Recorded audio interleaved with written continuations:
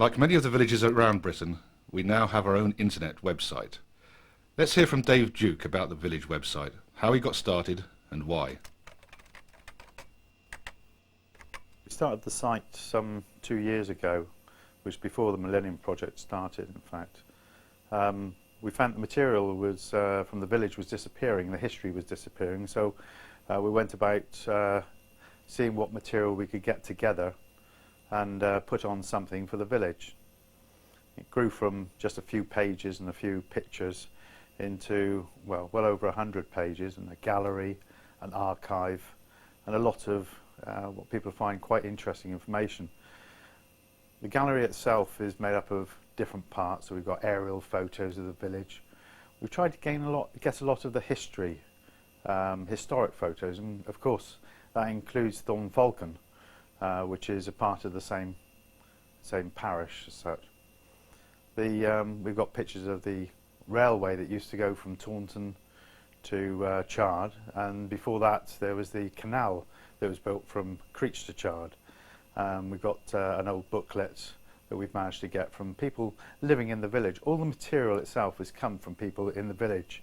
We've managed to, say, involve the village. We've also involved the school with some of the material, and there's quite a few old school photos dating, I think the oldest one's 1925.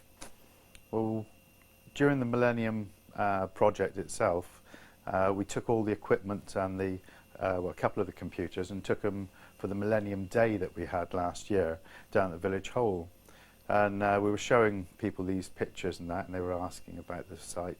And this elderly lady turned around and she actually said that that person, there she was on the picture, and that person next to her was her best friend at school.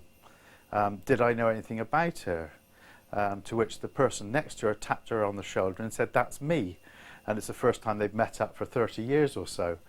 And so that was quite nice, in that it gave people something to actually talk about and think about in the village. I say we because we actually started the project. It was a friend of mine, Melvin Mullins, and he was the one who really said, let's take what you started, Dave, and actually make a bit more of it.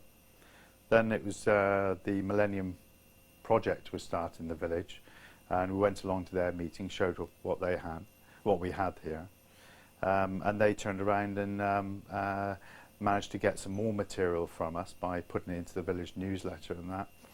And we put a lot of that material on the site, and we also were able to give them material for putting into their project as well, to give them some more material for thought. And the history of the village came out, and we were able to put it on into the archives. History about the war years, that's gone on there as well. With the recent floods that we had, we were able to get the material up there quite quickly, so people that were away from the village could actually see what the floods were like, and they didn't need to, or did need to, worry about what was happening, sort of thing, because they could actually see, as well as anybody else, what was actually like in the village. Also, we have the organisations, some of the village organisations, like the parish council, and that. We see that as an area that's going to expand, because each month we put the minutes on. We put village maps on the site, so as we can see how the village has changed over the years. A lot of the material that came to me from people were people that I'd actually known through my childhood, and through my parents and that had known them. So they were quite willing to actually give us a lot of information and a lot of old photographs.